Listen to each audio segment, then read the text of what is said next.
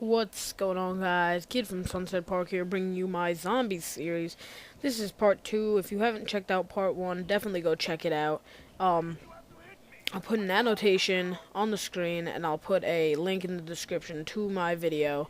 Part 1, and this is part 2 right here, and we're picking up right where we left off, guys. I'm just going to town right now, just no-scoping like Grizz.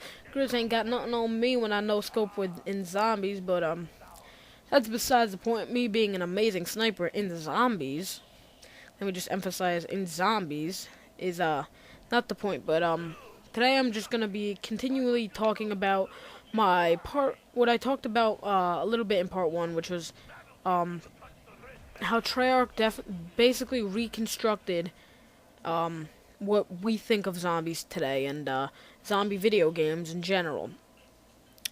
When I was just I was looking this up a little bit, how Treyarch basically was going to make zombies and the origin of what they were gonna do with it, and it turned out that zombies was going to just be a little Easter egg at the end of World at War, that if you beat the campaign you got one map, but Treyarch found it very profitable, and they were definitely correct to add zombie map packs, and adding zombie map packs definitely transformed the way we thought of zombies. You had Verrucht, if I'm pronouncing it right, Verkuta, or however they pronounce it, which completely retransformed how you play zombies. The map was definitely bigger, you had doors to buy, you had a moving mystery box, and you had perks. And the introduction of perks into zombies was a whole new phase that brought along with it the hundreds of fans. Treyarch made a very smart move with adding perks, especially the Juggernaut perk, and whoever was the brains behind adding perks is very, I commend them, because adding perks has definitely reconstructed the way people think of zombies. If there was no such thing as perks in zombies, I would be very doubtful to think that it would be as big as it is right now. Like, if you compare the first map to Moon, the difference is catastrophic. It's huge. Like, Nocturne and Totem was such a small, solitary map that was basically very easy to hold down. You could just play with a party of 2 and go for infinite rounds. But Treyarch has definitely bumped up the difficulty level and the creativity level. Now they have completely redefined that you can get Easter eggs where, like, special, like, things. I know in this map where rockets go off and they blow up the earth, and you get to meet Samantha, the girl that Rick Toffin talks about a lot in the zombie series. And right here, guys, you see I get that HK-21. That's a ridiculously good gun, zombies, but I don't think it is as good as the excuse me, guys, I still have a little cold, so if you hear me cough, it's just because I'm clearing up my throat. I don't think it's as good anyway as the RPK, and because the RPK its fire rate is so it's very high for a light machine gun, especially in zombies. And the HK, when it's paired with double tap, be mindful, it is ridiculously good, but getting double tap just for one gun I don't feel is too worth it. And the fire rate's very slow, and that's one thing that I don't like, because if you're ever in a tough situation, granted it does do a lot of damage, but it just fires too slow in my mind, and that too slow of a fire rate really bothers me. And excuse me, I don't want to waste double tap just on one gun, but right here, guys, you see me, I get the Python, I'm in a trouble situation, so I turn and start spraying with that Python, and then I start spraying with the HK, and I get that lucky nuke, man. That nuke was very lucky. It came in a very troublesome situation, but the only reason why I like the HK is for that reason right there. It's a 2-hit kill to the astronaut's head. I don't know if it differs for rounds, but it is round 8 right now, and it's a 2-hit kill, so it's very good. I like it a lot. But when it gets to the later rounds, I don't really care for it.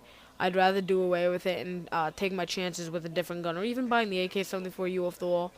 And a thing that bothers me a lot in this game is why they don't have the HK-47 in this game. HK-47 in Zombies would be amazing. I mean, they have the FAMAS, and I don't think the FAMAS is all that worth it in Zombies. The fire rate's too high, and it's not. It doesn't.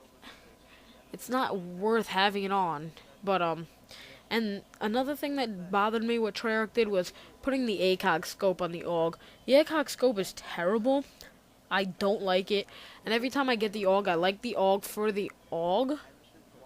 I just don't like the ACOG sight on it. I'd rather hip fire, but if they did away with that, if you a really good idea would be if you pack a punched, and I know a lot of people are gonna be giving me negative feedback, but a good idea is if you pack a punch and you get to choose an attachment, that would be really good. I would choose dual mag, double the ammo. That would be a really, really good idea that Treyarch could do and continue the zombie series, and I hope that they do. I hope they continue this legacy that they have built up. I've heard a lot of speculation that this is the last zombies map of all time, and I just don't. I'm not saying that this is a bad map. I just wish Treyarch went out with a really big bang. Like, they did something that completely reinvented the way you think of zombies. Like, completely took all their maps and just went completely against the grid and made it very, like, just basically very epic. And that would be very cool if Treyarch has another zombies map. It would be a very, very profitable thing. And I've heard speculation too. Not saying, guys, this is a guarantee. Just know that these two things that I was just talking about is speculation. I've heard that they're coming out with a Black Ops 2. I heard it from many people. A lot of people have told me it was going to be called Iron Wolf, but I don't know if that's definitely guaranteed yet. But if it is, I hope they have changed and they have learned what they have made mistakes in with multiplayer, because some of the glitches, the little knife lunges that they have in multiplayer are very, very annoying. But besides multiplayer, guys, we're going to talk about zombies here.